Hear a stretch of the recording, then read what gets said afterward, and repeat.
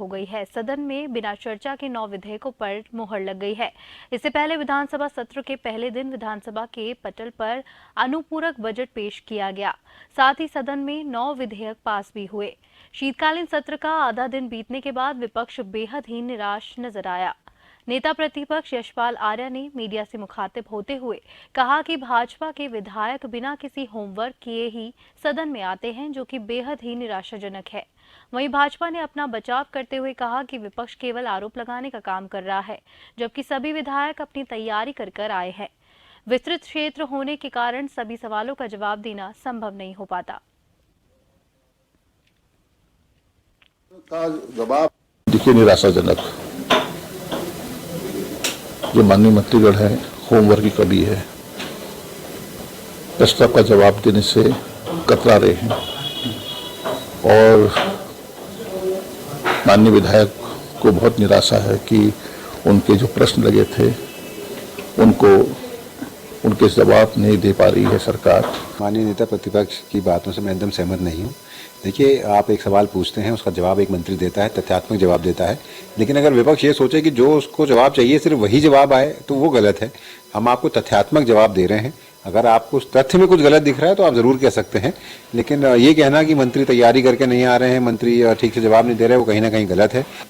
नहीं, होमवर्क हम लोग कर रहे हैं, पर आपको पता है कि बहुत विस्तृत क्षेत्र होता है और उसमें हर चीज़ का जवाब देना संभव नहीं होता, सारी संकलन सूचना नहीं होती है, पर जो भी यथासंभव जवाब देने का हम लोग प्रयास करते हैं और संतुष्ट करने का प्रयास करते हैं। अंकिता भंडारी हत्याकांड पर सीबीआई जांच की मांग विपक्ष विगत कई वक्त से करता आ रहा है और सत्र के दूसरे दिन भी विपक्ष ने इस मामले की सीबीआई जांच अब तक न करवाए जाने पर सवाल उठाए हैं। वहीं कैबिनेट मंत्री प्रेमचंद अग्रवाल ने इस मामले में जांच को लेकर ये कहा है कि यदि हाईकोर्ट सीबीआई जांच कराने के निर्देश जारी करता है तो ये जांच जरूर होगी। इस बात पर पूर्व नेता प्रतिपक्ष प्रीतम सिंह ने भाजपा पर गंभीर आरोप लगाए हैं। प्रीतम सिंह ने कहा है कि अंकिता भंडारी केस में पूरी सरकार घेरे में है, जिस वजह से सरकार सीबीआई जांच कराने से बचती आ रही है। वहीं प्रेमचंद अग्रवाल ने प्रीतम सिंह की इस बात पर अपना पक्ष रखते हुए कहा कि उनके द्वारा इस बात इसलिए कहा गई है क्योंकि ये मामला इस वक्त न्यायालय में विचाराधीन है, जिसके चलते सरकार वही कर सकती है जिसके आदेश न्यायालय द्वारा दिए जाएंगे।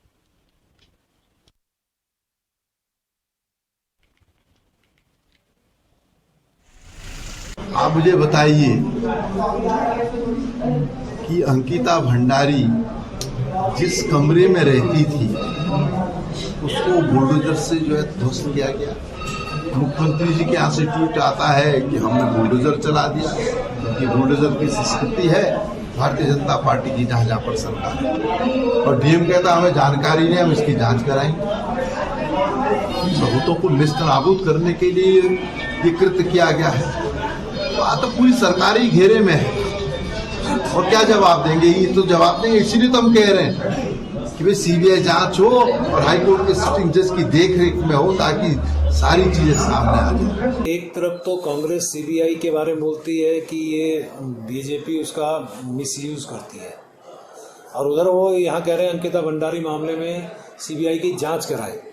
लेकिन अब ये मामला सब जुडिस है, यानी कि न्यायालय में विचाराधीन है, और न्यायालय के द्वारा जो भी निर्देश दिए जाएंगे सरकार उसकी अनुपालना करेगी। और इसके अलावा और क्या कर सकते हैं आप बताइए ना।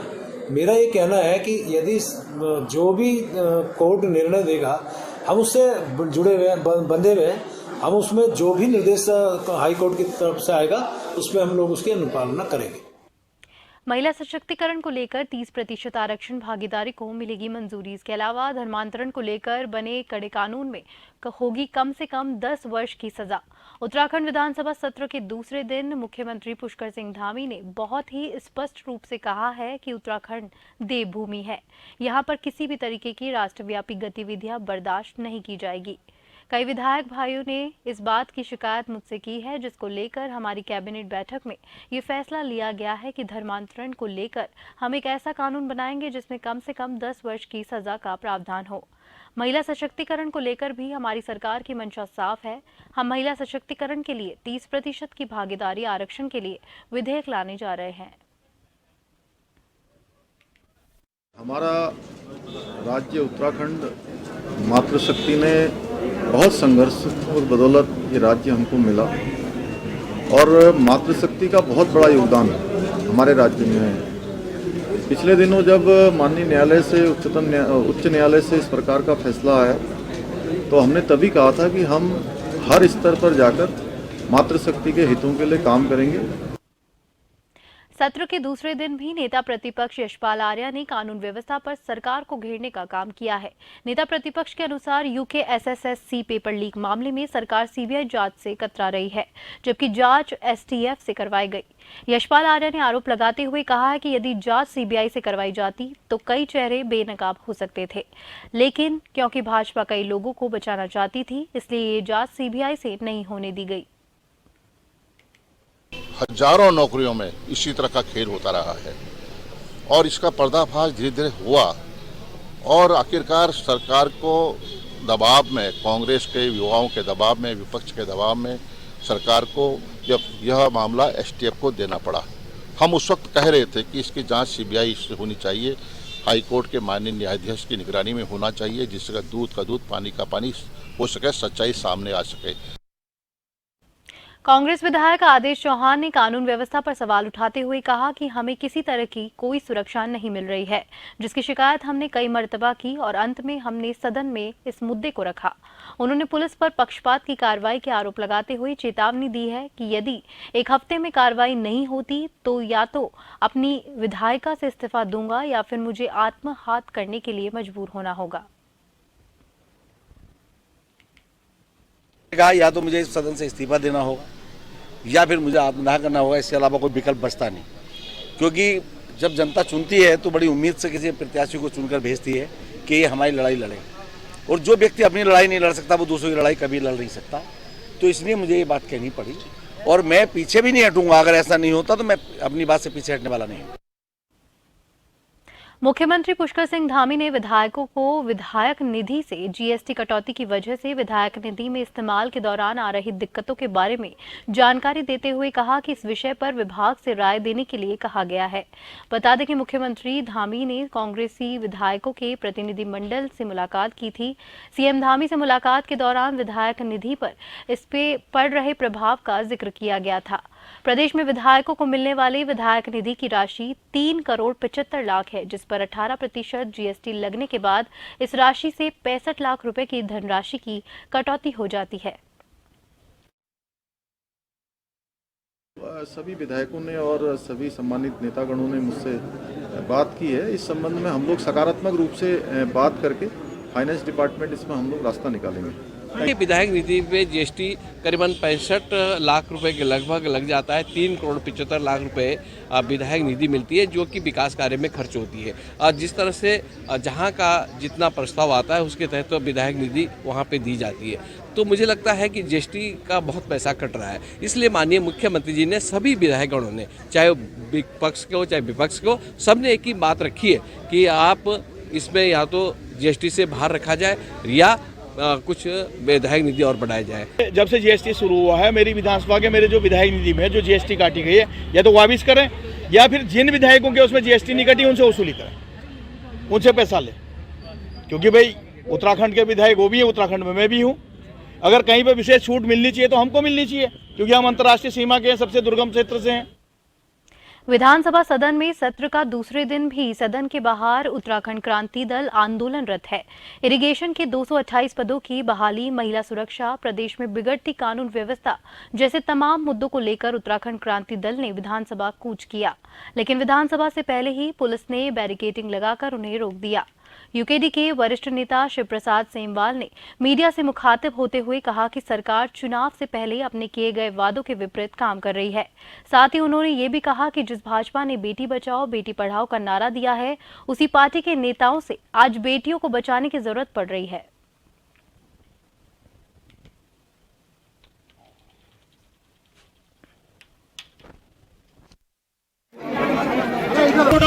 चुनाव के समय में सरकार ने जो वादे किए थे, आज उन्हीं वादों के बिल्कुल विपरीत जाके काम कर रही है, जन भावनाओं के विपरीत काम कर रही है। चुनाव से पहले जो पद विज्ञापित किए थे कि इन पदों पर भर्ती की जाएगी, चुनाव जीतने के जस्ट बाद जैसे इरिगेशन के 228 पदों से इन्होंने भर्तियां जो है उसकी खत्म कर दी। महिलाओं के साथ भाजपा के नेता बलात्कार कर रहे हैं और भाजपा सरकार के जो मिनिस्टर हैं वो उनका बचाव कर रहे हैं। भाजपा जो है बेटी बचाओ बेटी पढ़ाओ की बात करती थी, लेकिन आज सारी बेटियां भाजपा से बच करके भाग रही हैं। ये बड़ा दुर्भाग्यपूर्ण है। राष्ट्रपति द्रौपदी मुर्मू 8 दिसंबर को 2 दिवसीय दौरे पर देहरादून आ रही है। इस दौरान वह यहां पर द प्रेसिडेंट बॉडीगार्ड एस्टेट स्थित आशियाना में रात्रि विश्राम करेंगी। राष्ट्रपति 8 और 9 दिसंबर को देहरादून में रहेंगी। उनका प्रस्तावित कार्यक्रम शासन और संबंधित संस्थाओं को मिल चुका है।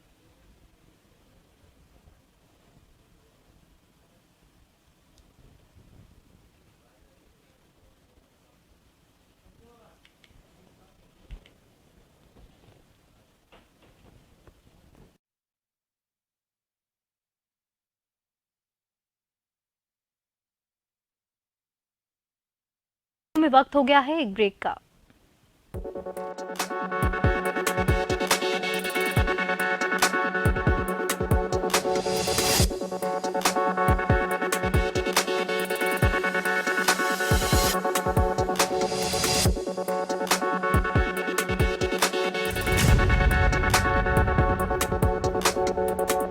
पर सवाल विपक्ष ने उठाए हैं, जिस पर गन्ना मंत्री सौरभ बहुगुणा ने बताया कि इस विषय पर कमेटी का गठन 17 अक्टूबर को ही हो चुका है, जो जल्द ही मूल्य तय करने के पश्चात रिपोर्ट सौंपेगी। देखिए, कोई नाराजगी नहीं है। मैं लगातार किसान संगठनों से मेरी बात हो रही है। गन्ना मूल्य की एक समिति 17 अक्टूबर को सरकार द्वारा गठित कर दी गई थी। उस कमेटी की जो रिकमेंडेशंस हैं और रिपोर्ट है वो अभी तक सरकार के सामने प्रेषित नहीं करी गई हैं। उसमें हमारे किसान भाई भी हैं, उसमें हमारे विशेषज्ञ भी हैं, उसमें हमारे पंतनगर यूनिवर्सिटी के जो हमारे विशेषज्ञ हैं वो भी हैं। सभी लोग लगातार विचार विमर्श कर रहे हैं, जनता से बात कर रहे हैं, किसान भाइयों से बात कर रहे हैं, और जैसे ही वो अपनी रिपोर्ट हमारे सामने प्रेषित करेंगे सरकार उस रिपोर्ट पे एक्शन लेगी। जीएसटी को नया रूप देने के लिए धामी सरकार ने एक बड़ा ऐलान किया है। धामी सरकार ने विलिप यूके ऐप लॉन्च किया है, जिसमें उत्तराखंड के जीएसटी पंजीकृत व्यापारी से सामान खरीदने पर आपको जीएसटी बिल लेकर विलिप यूके ऐप के माध्यम से अपलोड करना होगा, जिसके बाद आप लाखों रुपए का इनाम जीत सकते हैं। वहीं देश की अर्थव्यवस्था में अपना योगदान दे सकते हैं। इस ऐप के बारे में राज्य कर विभाग और अंसा ग्रुप देहरादून खेल प्रशासन द्वारा नुक्कड़ सभाओं के जरिए लोगों को बताया जा रहा है। वहीं ये योजना 1 सितंबर 2022 से 31 मार्च 2023 तक चलेगी, जिसमें हर महीने एक लकी ड्रॉ किया जाएगा। योजना समाप्त होने के बाद एक बिल लकी ड्रॉ का आयोजन किया जाएगा, जिसमें विजेताओं को लाखों रुपए के इनाम दिए जाएंगे। जल्दी जानकारी दे दें कि उत्तराखंड राज्य सरकार ने एक योजना निकाली है, तो उसमें क्या है कि जिसका 200 रुपये से ऊपर की कोई भी खरीदारी में जिसका जीएसटी नंबर हो, उसका जीएसटी नंबर होना चाहिए। उस बिल को जो खरीदारी करेगा, नॉन ब्रांडेड चीज़, जूता हो सकता है, मिठाई हो सकती है, वो आर्टिफिशियल ज्वेलरी हो सकती है, खुला कपड़ा हो सकता है, तो उसका जीएसटी नंबर होना चाहिए। उस बिल को अपलोड करेंगे। अपलोड करने के बाद क्या है कि उसका लकी ड्रॉ निकालेंगे। लकी ड्रॉ में आपकी बहुत सारी चीज़ें, उसमें बहुत सारे आइटम हैं, कार हैं, आपके स्कूटर हैं, इलेक्ट्रिक स्कूटर हैं, आपका लैपटॉप है।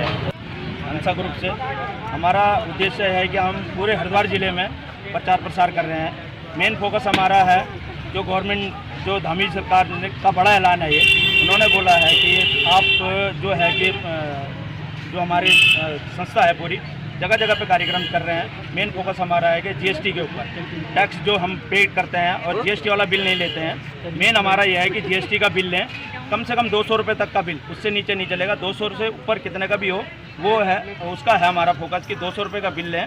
और उसको फ्लिप यूके नाम से एक ऐप है, उसको आपने डाउनलोड प्ले स्टोर से करना है। जब प्ले स्टोर से आप डाउनलोड कर देंगे, फिर आप जो बिल लेंगे, बिल की फ़ोटो खींच के उसमें अपलोड करना है। ये अपलोड करने के बाद आपका वहाँ रजिस्टर्ड हो जाएगा। और सारा जो ये हमारी जो कमेटी है जीएसटी की, जो बताया अभी आपने, सर ने बताया होगा आपको, ये कमेटी द्वारा, पूरे मुख्यालय के द्वारा ये ड्रॉ निकाला जाएगा। डोईवाला के सामाजिक कार्यकर्ताओं ने आज देश के प्रधानमंत्री को डोईवाला तहसील प्रशासन के माध्यम से ज्ञापन प्रेषित कर मांग की है कि देश में पहले ही महंगाई, भ्रष्टाचार के साथ तमाम समस्याओं से जूझ रहा है देश लेकिन हमारे विधायक और पूर्व विधायकों को अपनी पेंशन भरवाने की पड़ी हुई है, जबकि सरकार पहले ही कर्ज में डूबी हुई है। इसलिए विधायक और पूर्व विधायकों के साथ सांसदों के वेतन और पेंशन के साथ इन्हें मिलने वाली सुविधाएं भी कम की जाए, ताकि जनता और सरकार पर ज्यादा बोझ ना पड़े।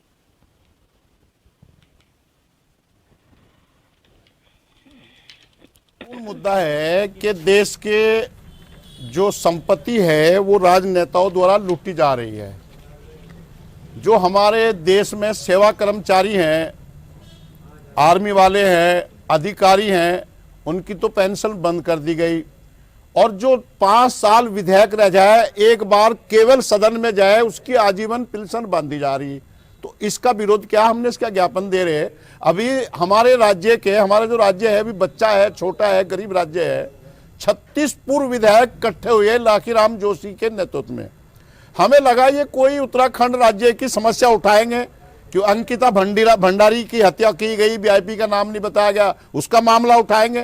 पर जब मैं निराश हुआ, जब पता लगा कि इन्होंने कहा कि हमारी पेंशन डबल होनी चाहिए 40 से 80, तो हमारे देश का हजारों करोड़ रुपया पूर्व सांसद, पूर्व विधायक, पूर्व मुख्यमंत्री, पूर्व राष्ट्रपति, पूर्व प्रधानमंत्री खा रहे हैं, वो बंद होना चाहिए और देश के नौजवान को रोजगार मिलना चाहिए। उस पैसे से स्वास्थ्य और शिक्षा पे लगना चाहिए, ये हमारी मांग है। करोड़ों खरबों रुपए इनके पेंशन में जा रहा है और फिर ये दोबारा अपनी डिमांड कर रहे हैं। और ऐसा नहीं है, ऐसा है कि जो हमारा किसान भाई जो है बड़े परेशानी में है, उनका नहीं कुछ ख्याल है, उनका पेमेंट रोका जा रहा है, उनका पेमेंट आगे उनका बढ़ोतरी नहीं की जा रही है। पर क्विंटल जो हमने मांग करी थी 600 रुपये की, वो बढ़ोतरी नहीं की जा रही है। हमें यह है कि किसानों की भी बढ़ोतरी होनी चाहिए, उनकी पर क्विंटल बढ़ोतरी होनी चाहिए। और हम जो है पेंशन के खिलाफ है। कर्मचारियों के लिए तो पेंशन बंद की जा रही है, जो कि अन्याय है, असंवैधानिक है, फंडामेंटल कोई राइट नहीं है। लेकिन इसमें नेताओं को जो कि 2 साल, 2.5 साल, 5 साल रहते हैं, उनको डबल पेंशन दी जा रही है, जो कि बिल्कुल एक सफ़ेद हाथी की तरह। जनपद उधम सिंह नगर में खटीमा के वार्ड नंबर 9 के लोगों ने तहसील पहुंचकर सिंचाई विभाग की बंद नाली को खुलवाने के लिए जमकर हंगामा किया। साथ ही बंद नाली को खुलवाने के लिए एसडीएम को ज्ञापन भी सौंपा गया। वार्डवासियों ने आरोप लगाया है कि विगत कई महीनों से बंद नाली को खुलवाने को लेकर नगरपालिका प्रशासन को कई बार अवगत करवाया गया और ज्ञापन भी दिया गया, लेकिन अभी तक समस्या का समाधान नहीं किया गया। पानी जल भराव की स्थिति पैदा हुई थी, इसलिए यहाँ के जो लोग हैं, वार्ड के लोग हैं, मेरे पास आए थे कि वहाँ पर जो नाली है, जो सिंचाई विभाग की नाली चल रही है, वो अभी सिंचाई विभाग के उपयोग में नहीं है, लिहाजा उसको खोल दिया जाए। लेकिन कितने लोगों द्वारा उसमें नाली को मतलब पाट दिया जा रहा है, जिससे पानी की निकासी नहीं हो रही है। तो हम ईओ साहब मेरे पास आए हुए हैं, तो उनको हमने बता दिया है कि इस नाली को आप जब तक इनका टेंडर नहीं होता है, फिलहाल इसको अस्थायी व्यवस्था के तहत इसको खोल दें। मेन मुद्दा नाली की समस्या है, क्योंकि नाली विलोपती बनती नगर पालिका द्वारा खुलवाया गया था, तो कई लोग नाली को पाट चुके हैं। अभी एसडीएम सर को फिर से विज्ञापन दिए, क्योंकि 6 महीना लगातार घूम रहे हैं, एसडीएम सर के चक्कर काट रहे हैं। उन्होंने काफ़ी समय से मतलब कोई शीतकाल में वन्य जीवों की हलचल पर नजर रखने के लिए गंगोत्री नेशनल पार्क में 40 ट्रैप कैमरे लगाए जाएंगे। बता दें कि 30 नवंबर को पार्क को पर्यटकों के लिए बंद कर दिया गया है और ऐसे में वन्य जीवों की गतिविधियों पर नजर रखने के लिए पार्क के अंदर 40 ट्रैप कैमरे लगाए जाएंगे। गंगोत्री नेशनल पार्क देश का तीसरा सबसे बड़ा पार्क है, जो 1553 वर्ग किलोमीटर और 7000 मीटर से अधिक ऊंचाई तक फैला हुआ है। ये पार्क हिम तेंदुआ, अर्गली, भेड़, भूरा भालू और लाल लोमड़ी सहित कई दुर्लभ जीवों का घर है। प्रत्येक वर्ष 1 अप्रैल को पार्क क्षेत्र के गेट पर्यटक और पर्वतारोहियों के लिए खोल दिया जाता है।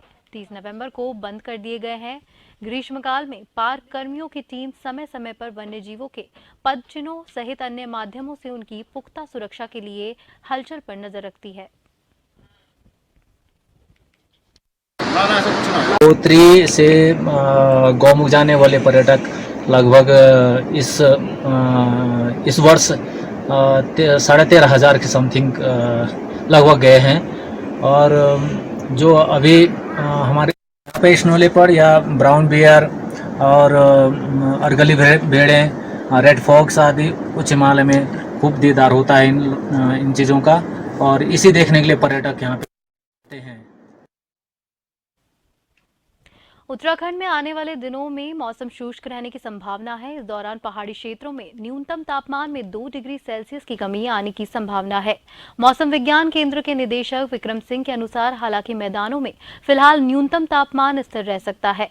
मैदानी इलाकों में अधिकतर स्थानों पर हल्के से गहरा कोहरा और धुंध छाए रहने की आशंका है। मुक्तेश्वर का 15.8 में न्यूनतम तापमान 7.1 डिग्री रिकॉर्ड किया गया।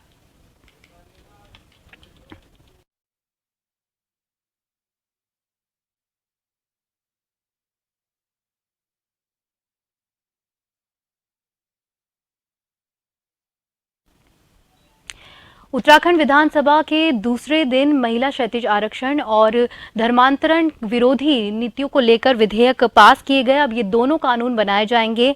अब जल्द ही इन्हें लागू करने की अधिसूचना भी जारी की जाएगी। चलता है टैक्स पेयर